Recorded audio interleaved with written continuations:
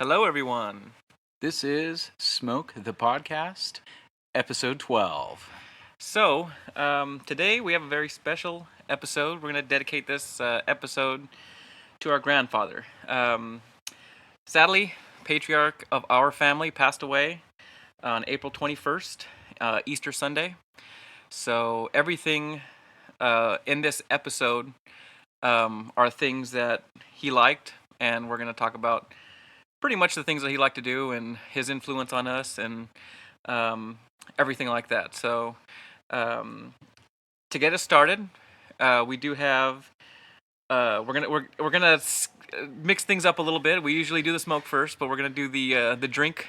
Yes. We decided to go with with some Yukon Jack, Canadian liquor. I'm nervous. The funny thing is Ryan has never had the privilege of drinking Yukon Jack. Grandpa never made me drink Yukon Jack. Let's just put it that way. So those of you know, Ryan and I are cousins. We have the same grandfather, obviously. Yeah. But we grew up different. Yes. So I've had some different experiences. So one of the things that my grandfather liked to do, he started the Mammoth trip with my dad and some cousins and uncles, and we still do this every year. And that was kind of, the Yukon Jack has always been kind of the liquor there that they would drink, and you might understand why I want to read you some of the descriptions and stuff. So let's go ahead and pour it. This is best with taking shots. Okay. And I'm gonna let you pour it. It's your tradition. And traditionally, okay. You take a shot of Yukon after you catch a fish. Okay, so after you guys reel in the fish. See, the reason why I never had this tradition was I was always too young to drink. Yes. When a lot of these fishing trips were going on, when Grandpa was in really, really good health and could go for a week at a time.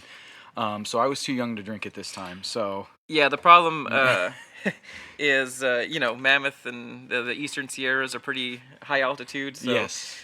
Grandpa, once he got a certain age, wasn't able to go anymore. Yeah, even though he was in good health, he just couldn't get up in the high altitude anymore. So. Yeah, it's just not good. But yeah.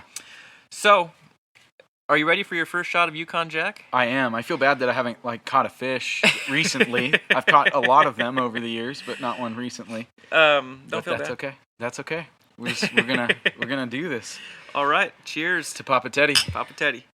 I'm really. I'm not even gonna smell it. I'm just doing this because it's a liqueur. It's not a whiskey. Right. It's just. So let's just take the drink and then we'll go into the description about it and everything. Well, cheers.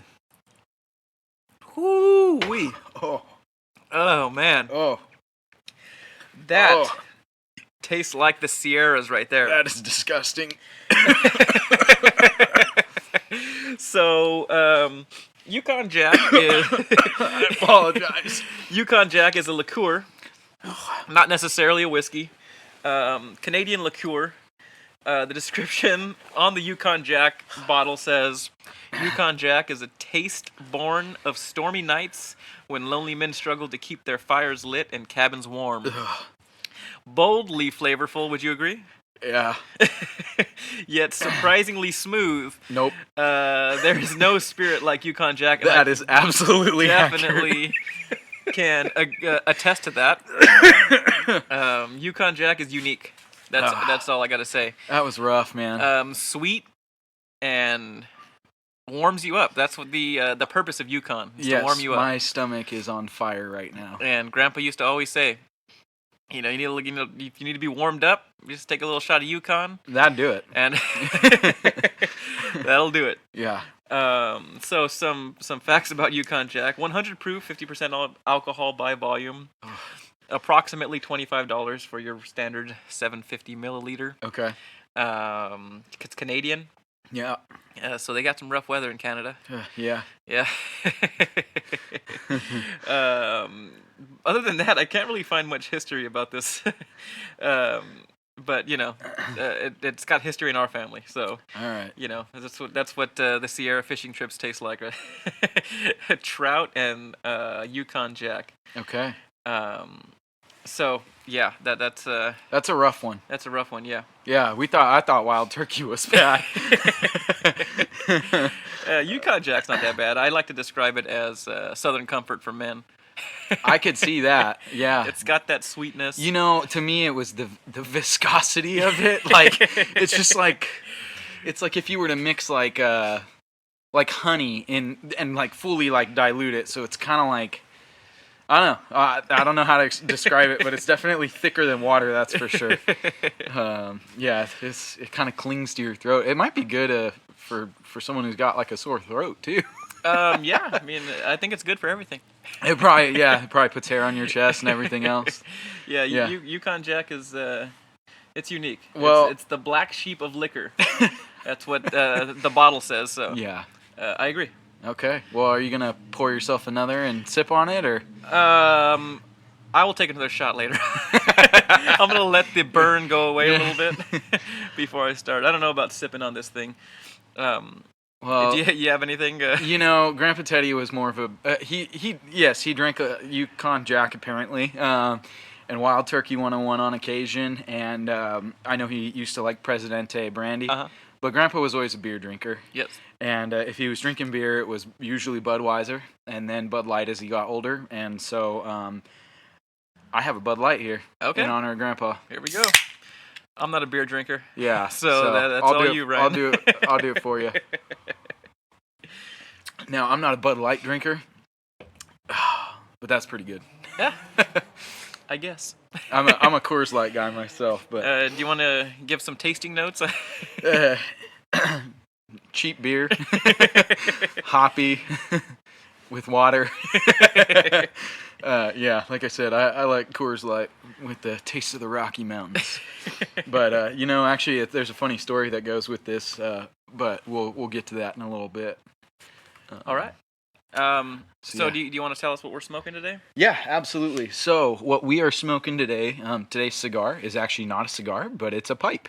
And inside that pipe, we're going to be smoking MacBaren Cherry Ambrosia tobacco.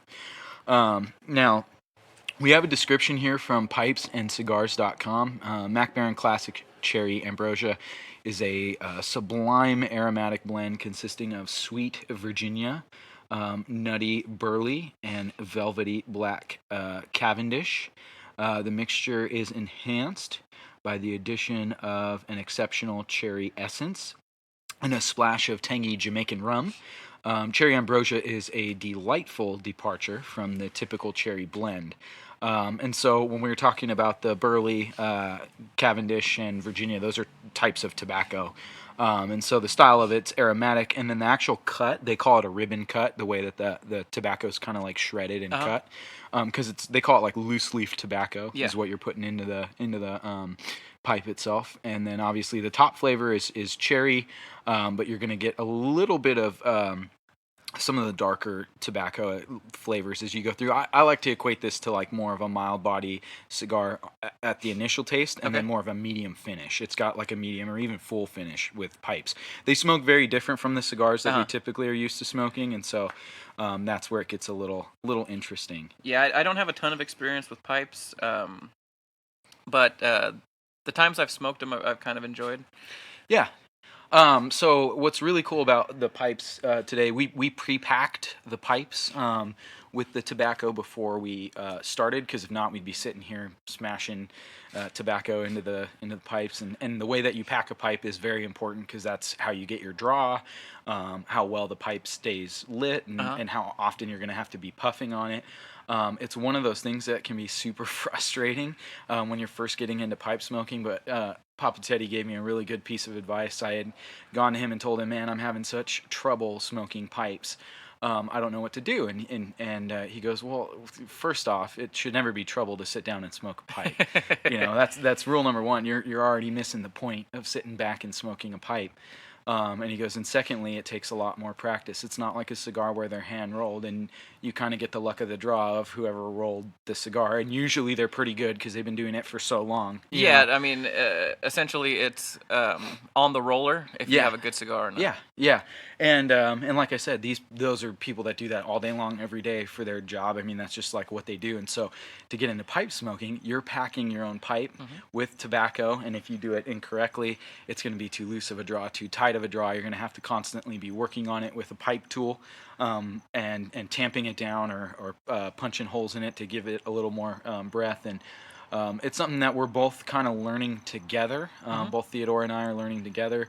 Something that our grandfather taught us, from a really young age of kind of how to maintain and care for a pipe, or at least for me, I used to love and look at his pipes as a little kid, and what are these? And from the time I was really young, he taught me how to care for them and everything. And then when I was of age to where I could smoke, then that was really cool because he gave me a couple of his pipes, and then a few years later, as he got older and as I got older, then he gave me the rest of his collection. And so I have his collection of pipes, and it's funny because he was in the Navy and smoked pipes while on the ship in Korea and in Japan. He was in the Korean War, served in the Navy in the Korean War, and he would smoke on the ships when it was really, really cold in the late evenings when he would be on like guard duty on the ship and things like that.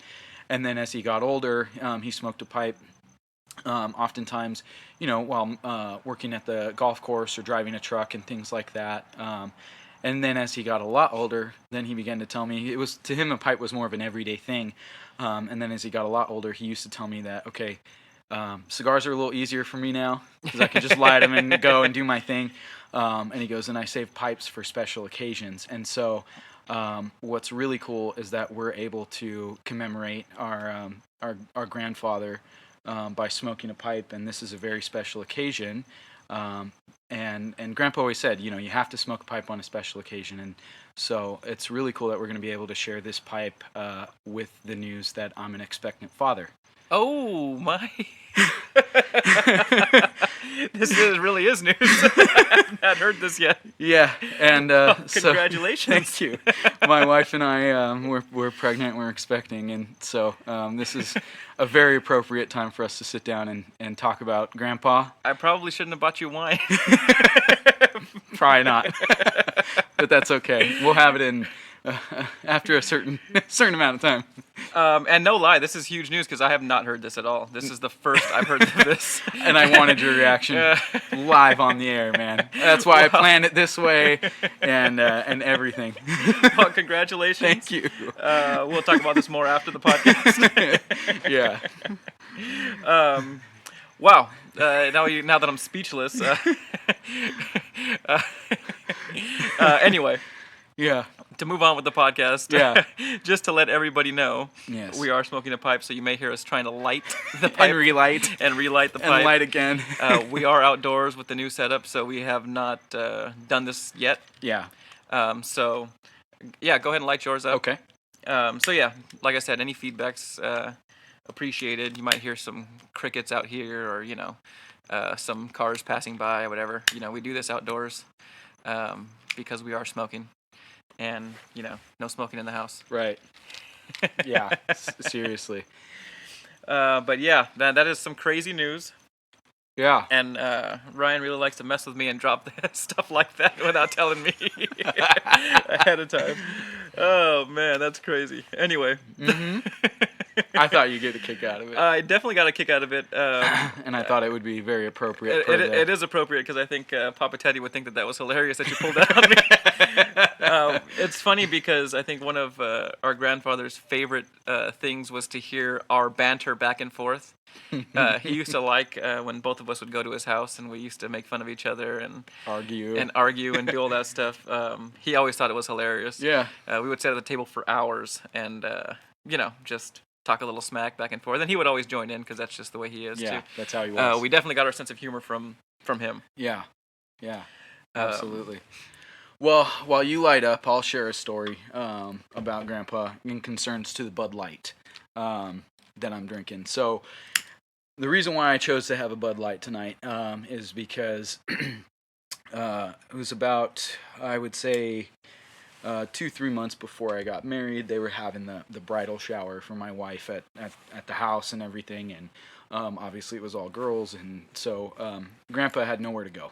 He didn't want to stay at home all day and at the house and wait for Grandma to come back, but he also didn't want to be around a bunch of ladies, and so we went out to eat. And actually, what we did was we went to Bass Pro Shop and we walked around and looked at the fish and fishing gear and hunting gear and everything, and just went through all the aisles and just had a really fun time in there hanging out.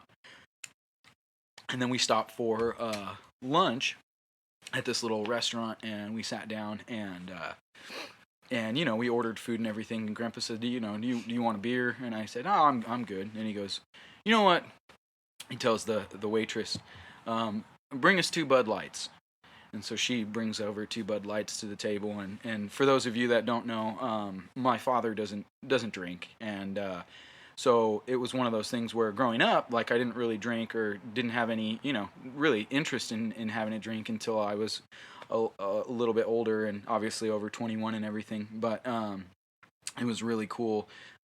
Because Grandpa sat down and said, I know that your dad doesn't drink, and he goes, I feel like every young man should have a beer with their dad at some point and talk about life and everything. And he goes, so I'm gonna do this for you and for your dad, because I know that asking him to drink would be to kind of like compromise his morals and stuff, which I thought was really admirable of both Grandpa and my dad, and that was just awesome that he was able to partake in something that maybe my dad might not have wanted to. And so we had a beer together, and he shared a lot of thoughts about being married and just that how life goes, and Yeah. all the things that are going to come up once you get married and everything you're going to experience. And we talked about life that whole meal, and that was really, really cool. Yeah, there's something to say there. I'm not a very. It's going to be funny having somebody that hosts a podcast, but I'm not a very talkative person. But man, Papa Teddy was always super easy to talk to, pretty much about everything. Um, you know, our biggest conversations were usually in the car, because we took a couple trips to the Sierras together, and it's pretty much the same thing. You talk about life, talk about your thoughts and opinions. And it's weird to have somebody that doesn't you never feel like you were judged or anything. You just kind of Yeah. he took you serious as a person. Yeah. And that's one thing when you're really young and you have grandparents. It's a way different relationship than when you're older. Yeah. And that's kind of like the sad thing is you kind of wish you would have your grandparents longer as an adult, because it's those conversations that are just that's what life's about. Right.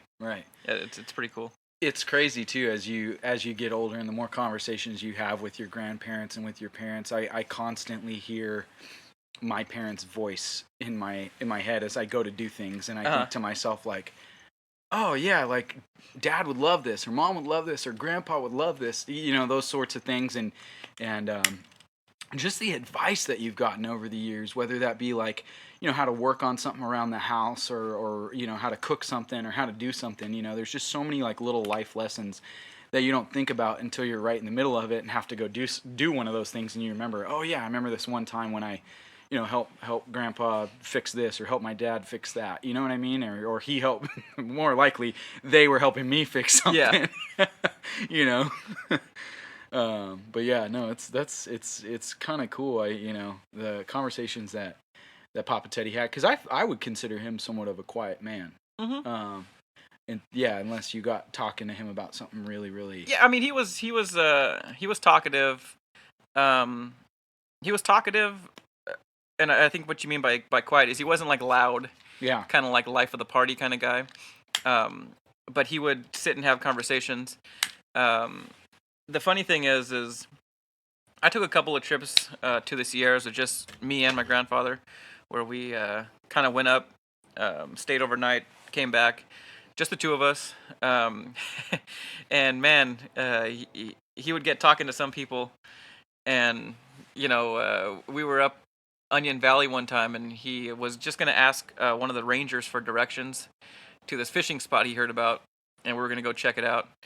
And it turns out that this person grew up in a town next to where my grandfather went to high school, and man, they just were talking for for almost an hour. And I sat there and looked for bighorn sheep on the mountain with some binoculars, and and Yeah. that's just the way he was. Once you got him talking, and I think everybody felt it. He's just so easy to talk to. Yeah. They just feel comfortable. He's just awesome person. Yeah. And he thought a lot about what he said before Yeah. he spoke.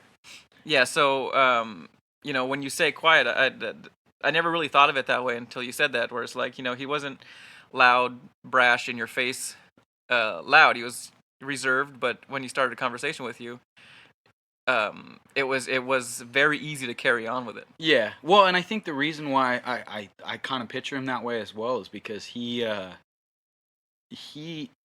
like genuinely was interested in what you had to say, Mm-hmm.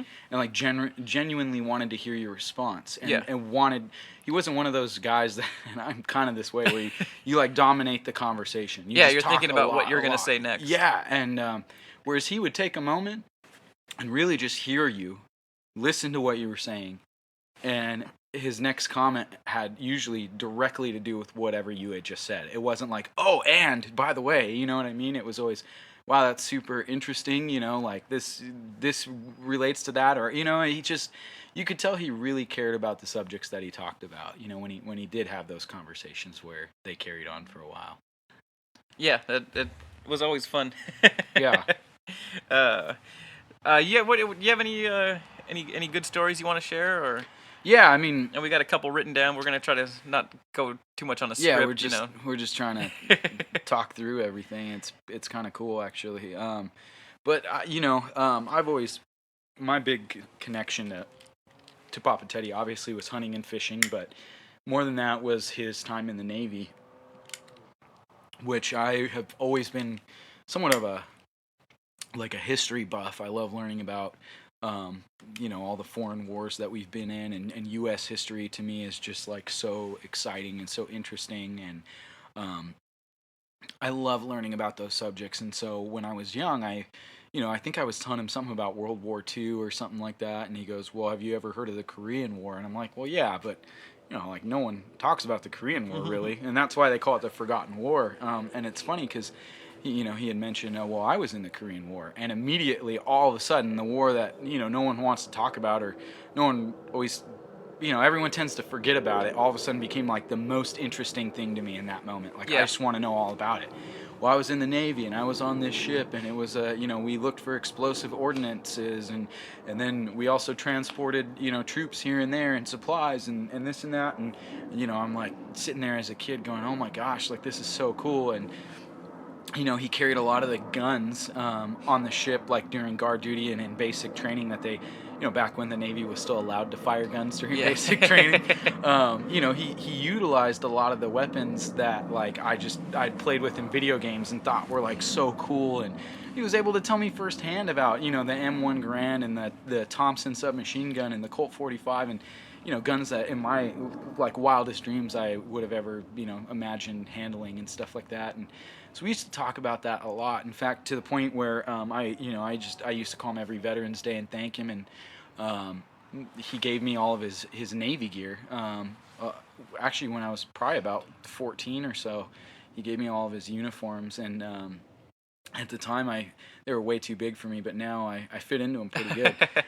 So I have his Navy pea coat, and a lot of the medals and stuff that he earned overseas, and so it was really cool. And in fact, his time in the Navy not only influenced the fact that I smoke a pipe now because of him, but also some of the things that I've done while traveling. And I know we've probably joked about this a little bit here and there on the podcast, but I travel a lot. My wife and I travel all over the place. And most recently, we went to Japan, and that was one of the places that, to me had a lot of sentimental value towards Papa Teddy, because he always used to talk about seeing Mount Fuji, Yes, out of and I've heard this story Yokohama plenty of times. Harbor and Yakuza, and he always used to say, "Have you ever seen that movie, The Last Samurai, the one with Tom Cruise in it?" And I actually seen that movie with him. yeah, I watched it with him as well, which is funny that he always used to start it out by, "Have you ever seen it?" Even though we sat together and like watched it together, but that's just how he was. And he goes, that scene when they come into the harbor and you see Mount Fuji in the background and it's as clear as day, and yeah, he goes, that's exactly what it looks like. And he was not lying. I mean, you get out there and you see it and you're like, oh my goodness, this is like, it's surreal. Like being there and knowing like Papa Teddy was in the waters just off the coast here and, come ashore. And he was really interested in, how that trip went and just traveling all over Japan. And then the other big trip that he had a lot of influence over was Italy. And there's some ongoing Italian jokes in our family about the fact that I'm the only one that got Grandpa's like 20% Mediterranean DNA. So I have all of it. So I have 100% Italian DNA. No, but he loved Italian food and he loved wine. Yes. And his dad loved wine too. His from what I heard. dad loved wine a lot too. And so when we went to Italy, he encouraged my wife and I to try every bottle of wine that we could try and go into every restaurant and just sit and sip and enjoy. And he really, really, above all else, wanted us to bring him back a bottle of authentic Italian wine. And I go, well, what kind? There's like hundreds of kinds. There's all different types. Like, it didn't matter as long as it was good red Italian wine. And I go, okay, that's like a tall order. So we found some wine, and this was about 6 months ago, maybe. A little more than 6 months ago. Yeah, a little bit more. And we came back, and I had the bottle of wine, and at that time, Pop Teddy, his health was not good, so he couldn't drink a whole lot, but he could have a glass of wine with us, and we had wine and all sat around and tried it, and he said that's the famous selfie that I took? Yes, the famous selfie that you took with all of us. Yes, and we're all sitting there sipping on wine, and Grandpa said it was the best wine he had ever had. Also, he asked me to be on the lookout for a pipe, not for him, but for myself, because he said you're going to want a good Italian pipe, handcrafted. So I found one in Venice that was handcrafted and just a beautiful, beautiful wood pipe. And I brought it back to Grandpa, and he could not have been more excited. Just like, oh, you got it. Oh, now you're going to have to smoke it and season it and everything. And I'm like, okay, cool. Like he was more excited that I got this pipe for me than if he had gotten one for himself. Yeah, and then, you know, the thing is when you travel and, when he traveled, he knows what it's like to get something, and he's just excited for his grandson to have that experience. For me growing up, we didn't talk much about the military. I had both of my grandfathers actually served in Korea, and I always thought it was different because my other grandfather served in the Marine Corps, and coming from someone that served in the Marine Corps, my Papa Teddy served in the Navy. The Marine Corps is a little more in your face when it comes to their service, and my other grandfather it was really big, and we talked about the military a lot. I didn't get to talk to my Papa Teddy too much about the military when I was younger, but as he got older, we had some conversations about it. He told me a lot about his job, right? What he went to school for in there, and just a lot of stuff, and a lot of the same stories that Ryan has. But growing up, one of my earliest memories that would pertain to the podcast is the pellet gun. It was always cool to go to his house because he had a pellet gun. Yep. And they had a huge piece of property, and we would go back and shoot. And that was my first introduction to gun safety. And he was strict, and he had a rocking chair that was right next to the sliding glass door, where we would kind of shoot from there out towards the property. Yeah.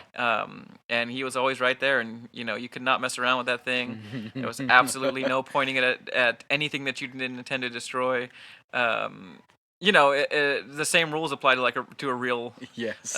live round. I laugh because I've experienced the same thing. And I always remember him saying, if you break any of the rules, he would hold his hand out and say, and just show you his hand, like, all right, you're gonna get slapped across the face. And that was always super intimidating because Yeah.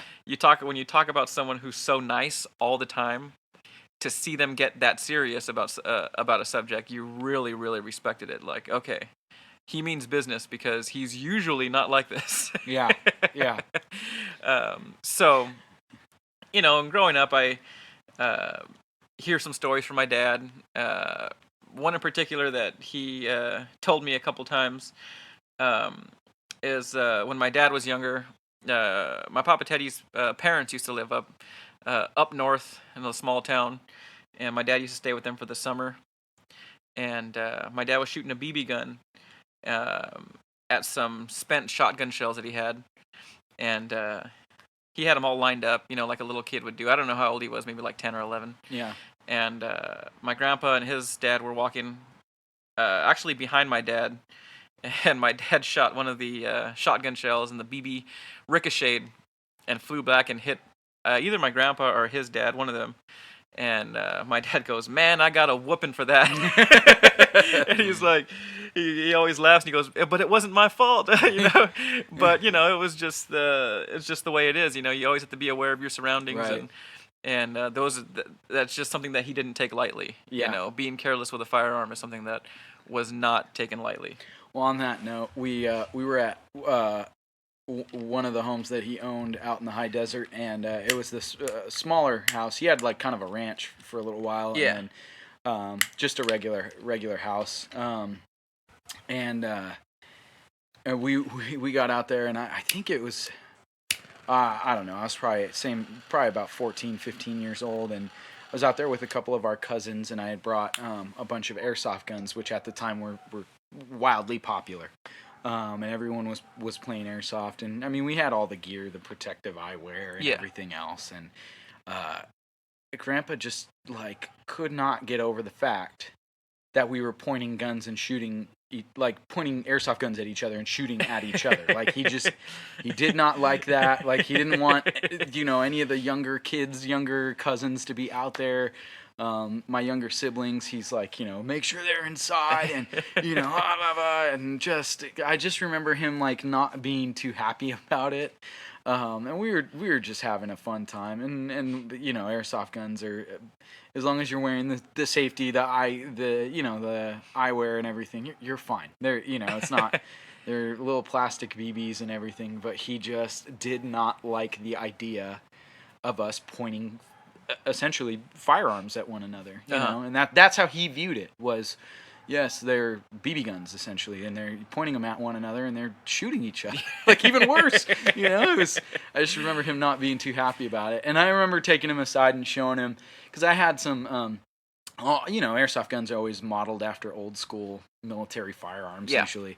So I think I had a Thompson submachine gun airsoft gun at the time. I had an M1 Garand airsoft gun, and I had I think a Vietnam era M16, and just some cool ones. And after I kind of showed them to him, and he looked at it, he's like, "Oh, these are actually pretty cool." That you're learning how to operate these, and and it's it was kind of a cool learning experience. But I think at the same time we almost gave him a little bit of a heart attack.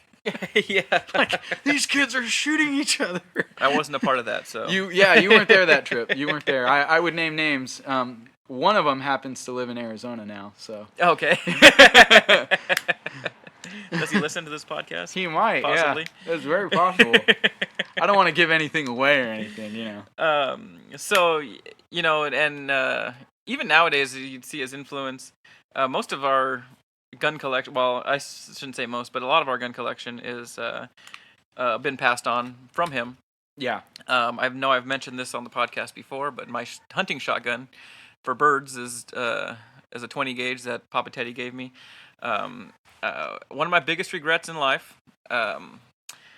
is not getting into hunting at a younger age, because that's something that I never experienced with him, and just to see his level of excitement that we were getting into it. I mean, I wish Ryan's dad would have retired sooner and gotten into hunting. Right.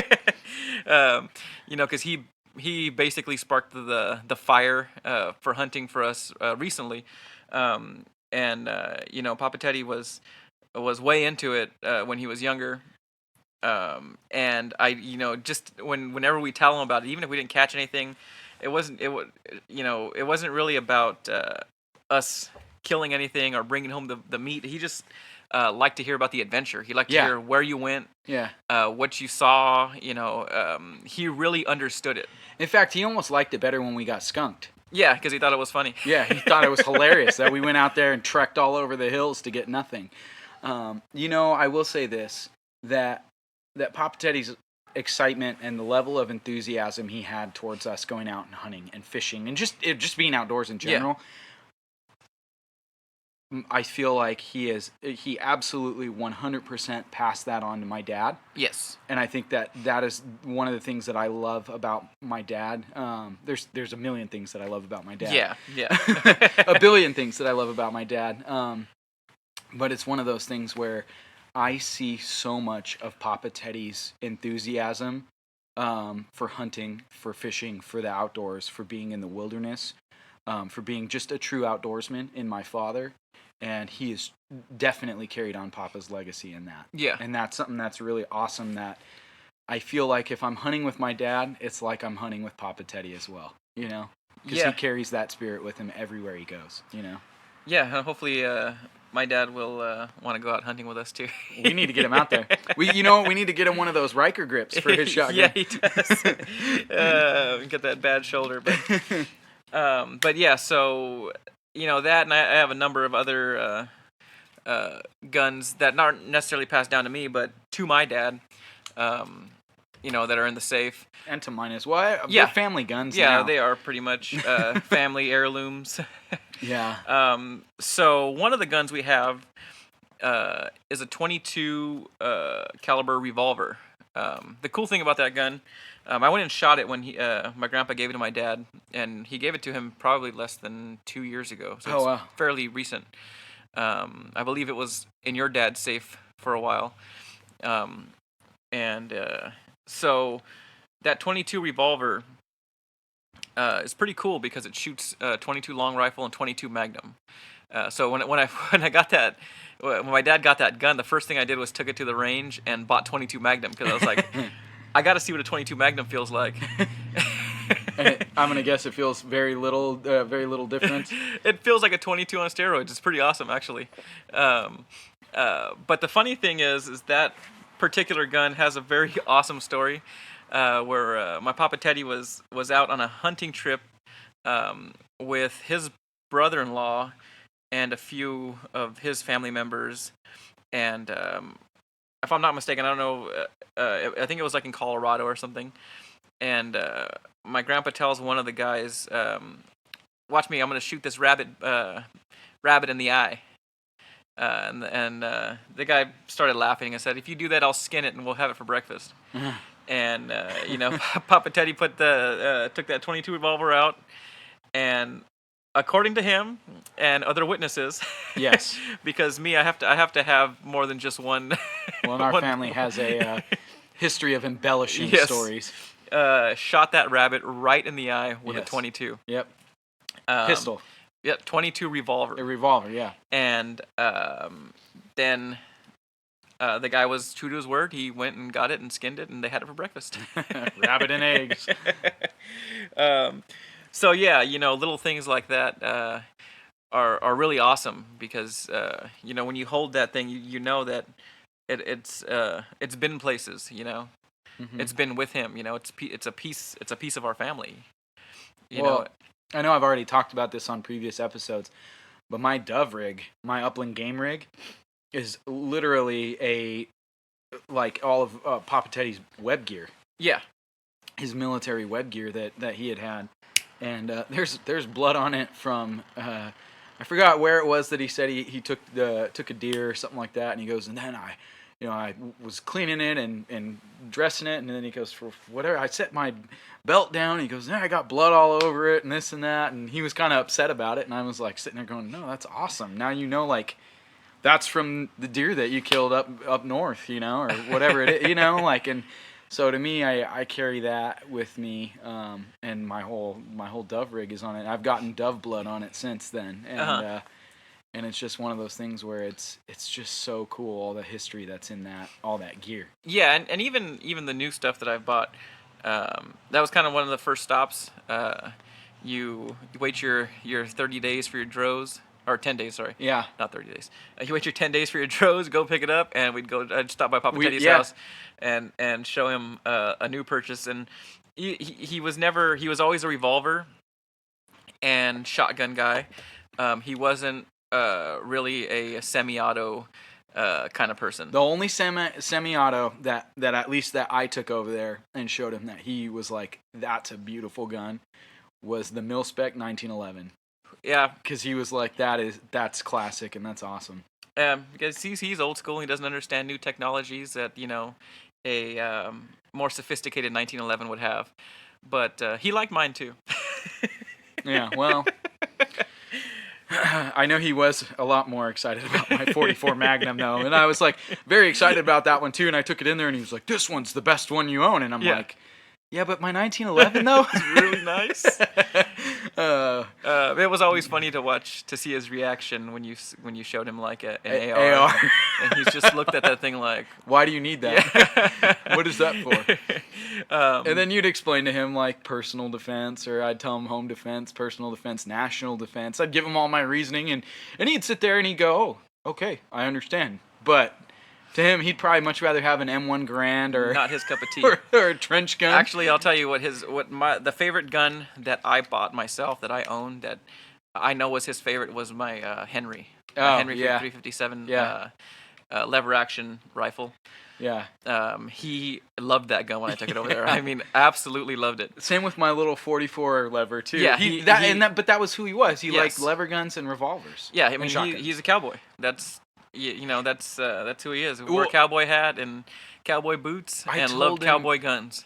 What was it? I told him a while before I had started building my AR that, oh yeah, I'm going to be building an AR. And he goes, "You're going to build one of those guns too?" And I go, "Yeah, I'm really excited." He goes, "Well, if you're so worried about shooting that much, like, why not get a lever action? They're fast." And I'm thinking like, yes, they are fast for, the 1800s. Yeah, but cowboy assault rifle. cowboy assault rifle, but man, just the way his eyes would light up when you bring like an old firearm in anywhere in his presence, and it was just like, and I think that's where I've got the love for, because I have a bunch of World War II era bolt action Oh, yeah. rifles that he just thought were like really cool. Yeah. And so, as much as we always talk about how much we love our ARs and our 1911s and Springfields and things like that, at the end of the day, I have such a huge soft spot in my heart for old shotguns, old bolt action rifles. And the reason why I have a big thing for bolt action rifles is because he gave me Remington 700 270, so a deer hunting rifle. Beautiful gun. Beautiful gun. A bolt action rifle for my high school graduation. Yeah. And from that moment on, I've been like the biggest like bolt action rifle fan. Yeah, I love bolt them. action rifles are awesome. I don't know Yeah. how I've got more bolt action rifles than I have anything else. So Yeah, is and I funny. think that's also one of the reasons I'm a total lever action guy. I've always liked them. I think it goes back to when I was younger. I had a toy lever action that I thought was so cool. It was a little snap gun or whatever you call Mhm. those things. And so I have a couple of them. But yeah, it reminds me of him. Yeah. Because it's a cowboy thing, Right. and it just reminds me of it. Kind of like embodies the person, Yeah. It's pretty neat. That I'm not as huge of as big of a fan as revolvers, but but I love side by side shotguns. Okay. Yeah, Yeah. those are super cool. Yeah. My dad has an over under that I really like, but side by sides just are more cowboy to me. I think my dad has two or three side by sides, which are both like super cool shotguns. But yeah, he liked the pump shotguns too. But yeah, anything semi-auto.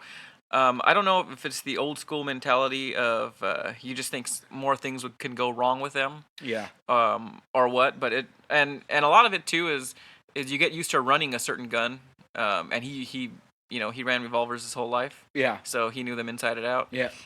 It's almost like a completely different skill set to run a semi-automatic. What do you Right. do if it jams? What do Yeah. things like that. And it's just, not something that he really Yeah. did too much. So Yeah. Well, it's funny. I know I told him, I'll carry my 1911 as a personal defense weapon when I'm out hunting, against bobcats, mountain lions, bears, whatever, because we're always in areas where there's a lot of predators. And he always used to tell me, he goes, I don't know why you want to carry that gun. He goes, I don't know why you ever want to carry that gun. He goes, what you should be carrying is a big 44 Magnum revolver, because that'll stop anything. And I'm like, yeah, but yes, it will, but the 45 will do the same thing, But for him, it was just, that was like, to him, a big 357 or 44 Magnum revolver, would stop anything in the world. Yeah. Like, you could shoot through, 3 houses in a refrigerator and kill the bad guy in your, neighbor's house, Yeah. I love that. I always thought that was so funny. So when I got my 44, it meant, the world to me. And I remember taking it over to him, and he just, loved that thing. He goes, this is probably one of the best guns you own. Yeah, my dad has a 357 Magnum revolver, too, and he always liked that one. Yeah.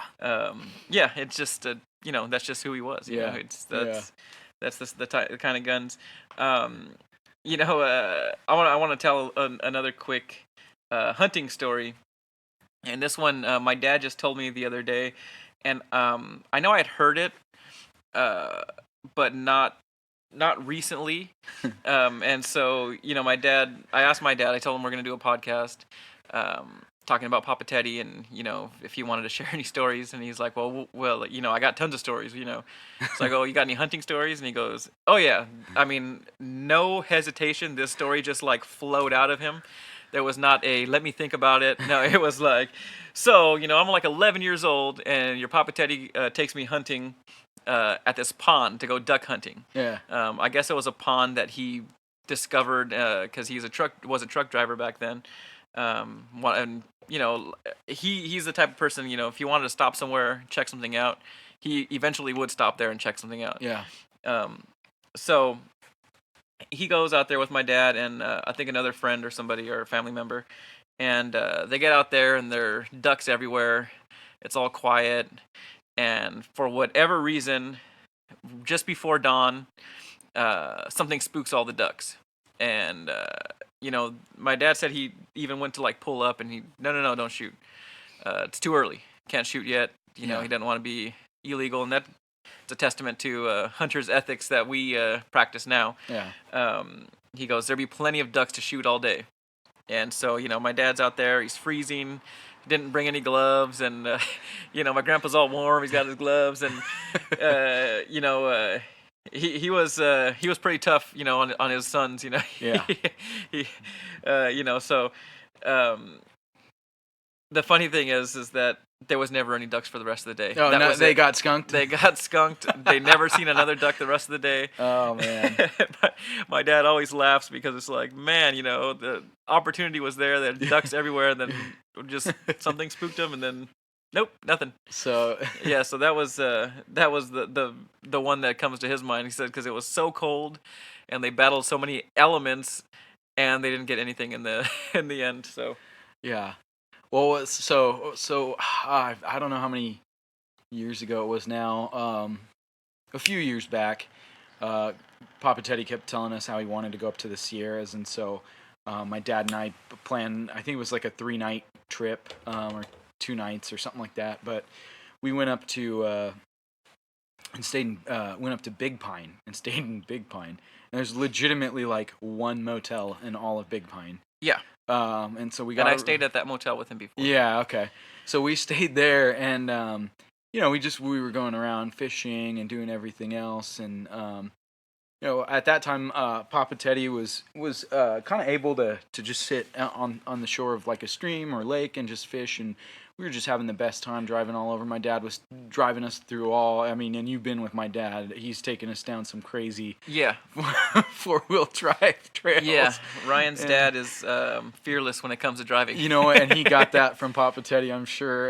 Because and I'm sitting back there in the back seat, just freaking out because we're going over things, and my dad and Papa Teddy are just sitting up there like, oh yeah, I came Yeah, around here this chatting. other time, and I'm sitting there going like, we're probably not going to make it back. Like, I don't even know where we are, But it was crazy. Papa Teddy knew every single spot where we were at. Like, even when we were nowhere near the highway, he Yeah. knew like where we were at.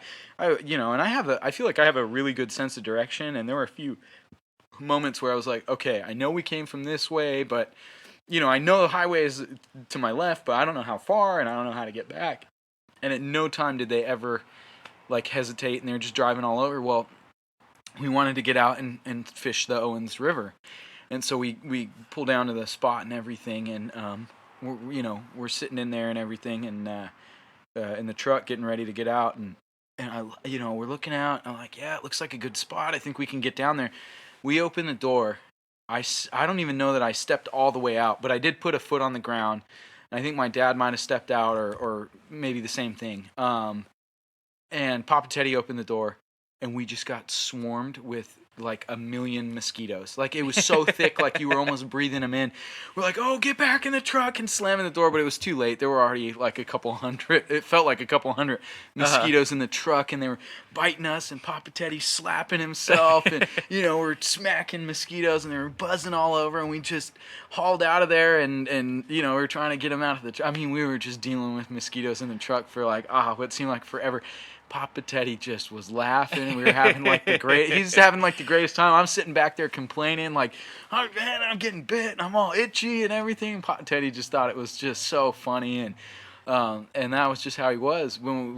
So then we get back, right, and there's that little restaurant right there in Big Pond. It's just like Country Kitchen. Yeah, I think it was the It's Country probably the Kitchen. Country Yeah, Kitchen. and Papa Teddy goes. I sat there as he had a conversation with the waitress for 45 minutes. That sounds about right, yeah. So we get in there, and Papa Teddy goes, man, I'm starving. I'm just so hungry.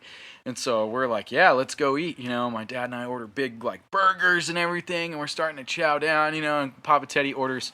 I don't know why I remember this, but it was just maybe such a unique order.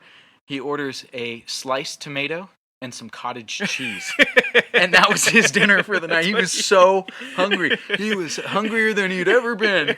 And he orders a sliced tomato and cottage cheese. That's funny because when I remember going to breakfast with him a couple of times, and he would order like eggs and sliced tomatoes. Yeah. And the funny thing is my grandmother is a ridiculously good cook.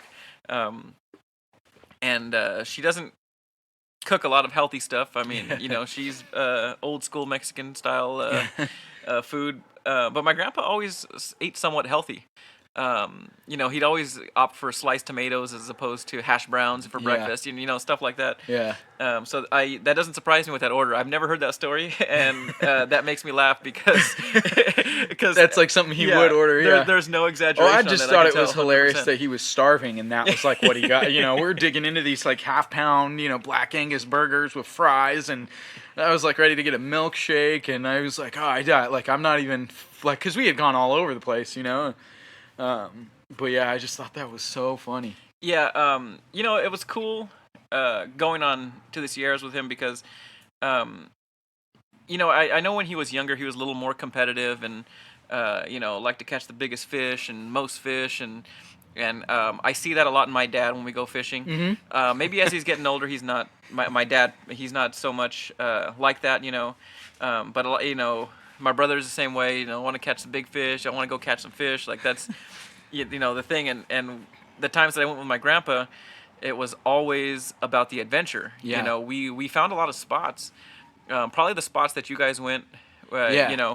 In fact, he kept saying Teddy and I went here as we. Yeah. And so, the funny thing is we went up a couple times, and it was always like, I've never been down this road, and I was driving, so I would just slow down, turn, and we go up the road. Yeah. And if we found something, we found something. If not, we didn't. And a lot of times we found fishing spots where we would sit there and go, man, this is an awesome place to fish. And we'd have the maps out and everything, and he'd look at me and he'd go, well, you want to drop a line? And I go, And he goes, "All right, let's go." Yeah. So, and it was hilarious because we both had this. That's one thing we both shared is a sense of adventure. We just. I'd rather be on the road looking for these spots than actually being at these spots. Yeah. And it's funny because I feel like I want to show a lot of people these things, and most people don't care. They're just like, well, I've never caught a fish there, so it doesn't really matter. Yeah. Yeah.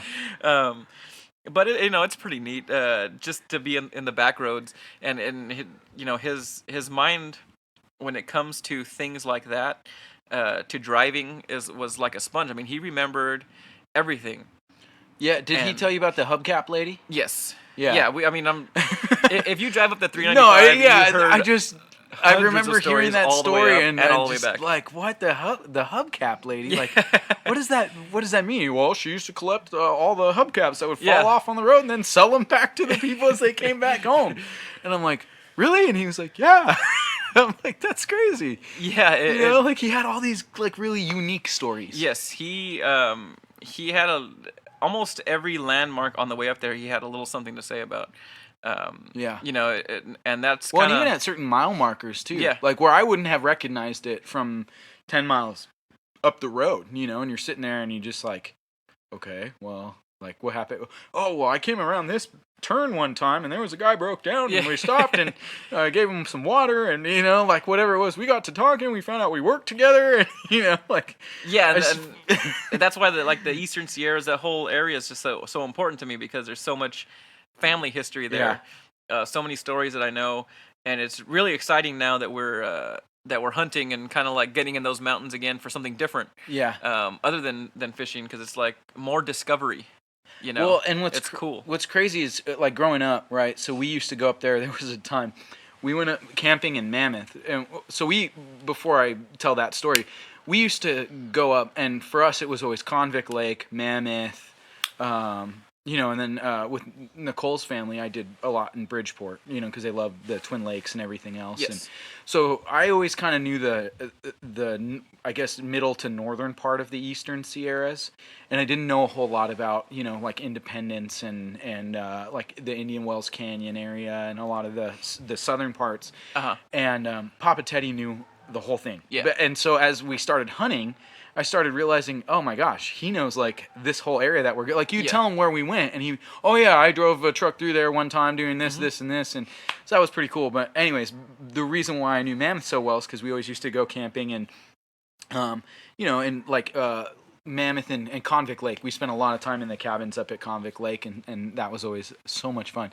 One time when we were there, it was Grandma and Grandpa, a couple of our cousins, and aunt and uncle, and then my family, and there were some deer hunters that were in the camp next to us, and we were having a fun time around the campfire and everything, and I just remember going to bed and then hearing my dad wake up in the middle of the night, and they were, him and my mom were talking and something, and I knew something wasn't right, because then I could hear, like my one of my uncles talking, and then Papa Teddy kind of talking, and they told us to kind of just stay down and everything, and then I realized what it was. The hunters had left some of the carcass or the meat out. I think it was like the leftover, the skin or something like that of the deer, and a mama bear and her two cubs had gotten some of the meat, and then they treat them because they came out and everything, and so then it was like, okay, the mama bear is going to be very, very protective of her cubs, and it was like, what are we going to do now? I was so young, I don't remember how it all. I mean, obviously, no one was hurt and everything was fine, but I just remember sitting there going like, oh man, there's a bear.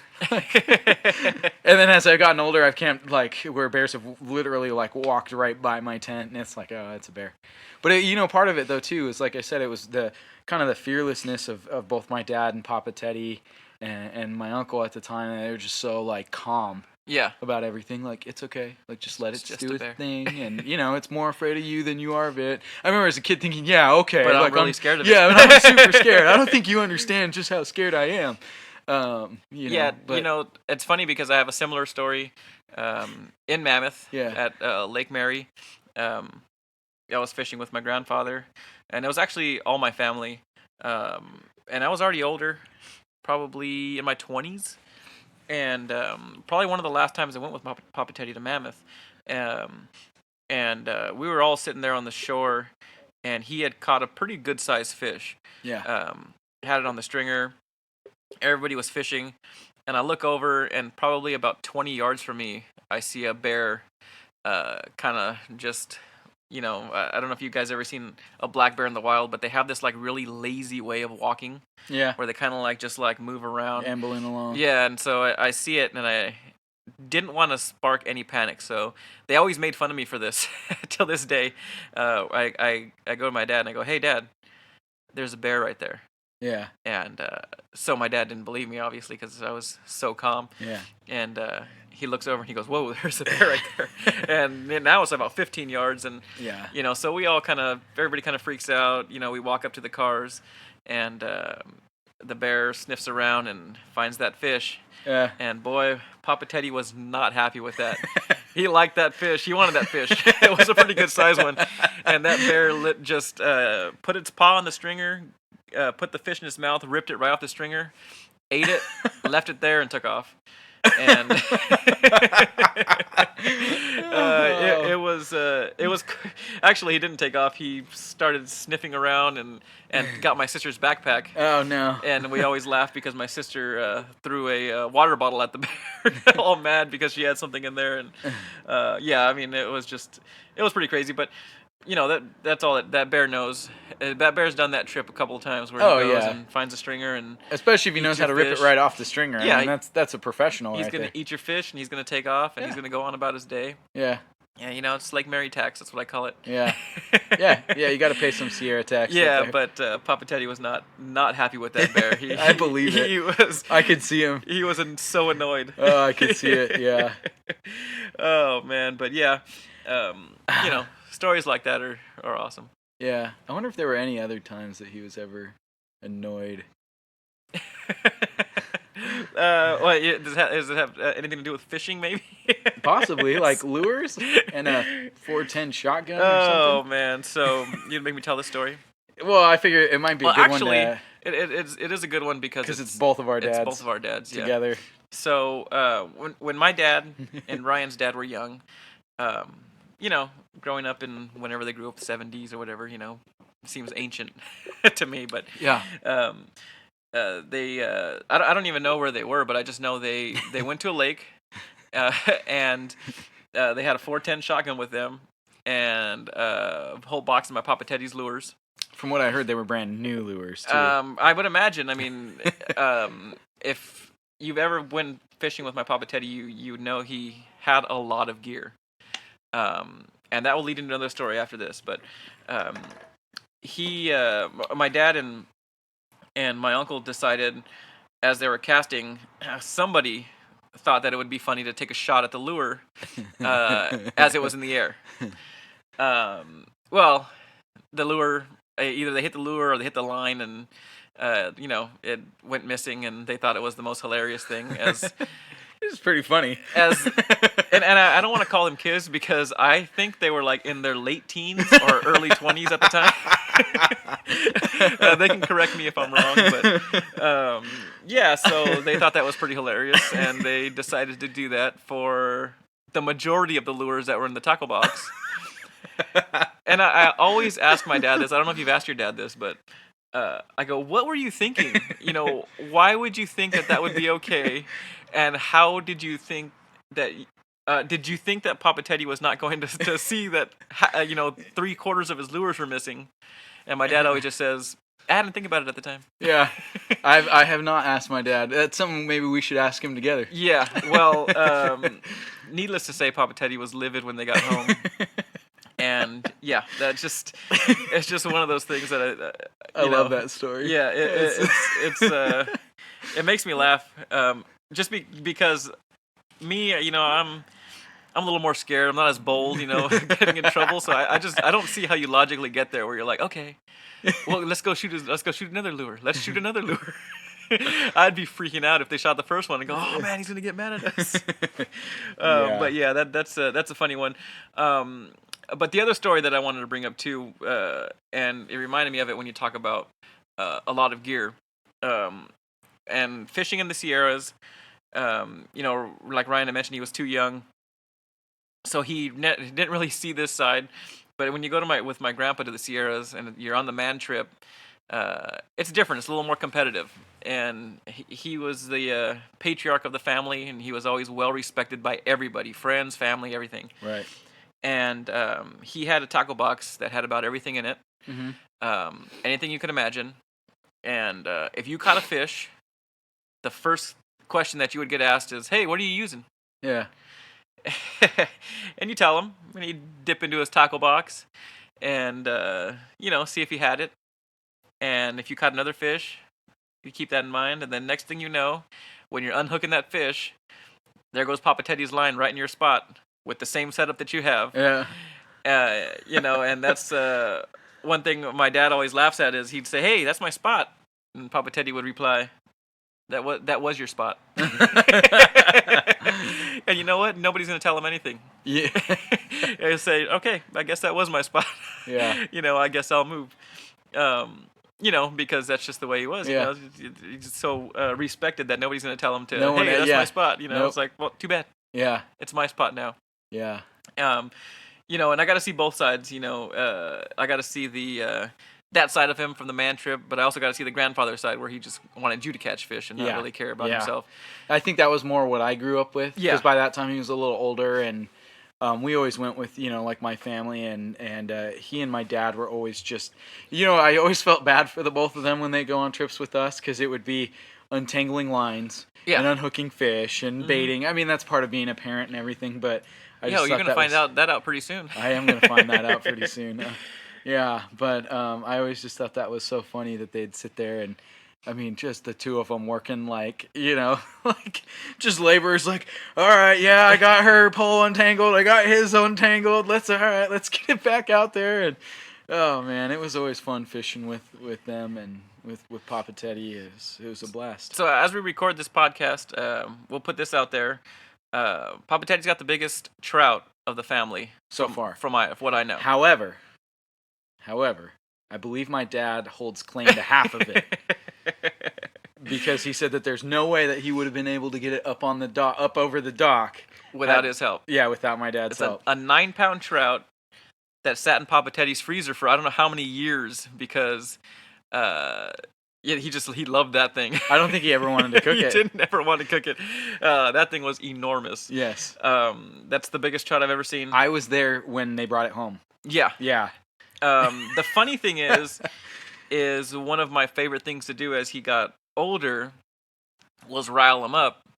And because that fish was caught at a private lake, and I would always make fun of him and say, "You know what, Papa Teddy, that fish doesn't count because they had some scuba diver in the water hooking big fish up to your pole." I go, and they'd give you 2 little tugs when it was ready. Yeah. And man, he would get so mad. Yeah. It doesn't even matter because you still have to land it and you still have to, Yeah. But yeah, that was always a good time, is getting him riled up. I used to make fun of him for quite a bit of things where he used to get riled up. But he got his jabs in on me plenty of times. Oh yeah, always.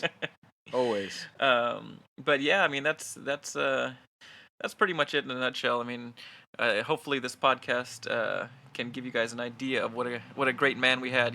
Yeah, and we realized with with his passing and looking back at everything. I mean, we could probably go on for hours and hours and hours, but that's more something that we'll do amongst ourselves. And we've also determined, though, that there's quite a few topics that we came up with that Papa Teddy taught us that we would love to kind of go over with you guys, such as we mentioned briefly that he was a cowboy. He did have a horse and chickens and a whole little ranch and everything, and always wore cowboy boots and a cowboy hat, or a trucker hat or baseball hat, and always had big shiny cowboy belt buckles and western shirts and western wear. And I've definitely adopted that style over the last, I would say, probably 3-4 years. And hopefully Theodore will wisen up and start dressing like a true cowboy. It's slowly infecting me. It a is. little bit. It is. And not gonna listen to that cowboy music, but that's all right. That's okay. You don't got to listen to that. But yeah, no, it was one of those things where we'd love to talk about how to maintain your leather gear.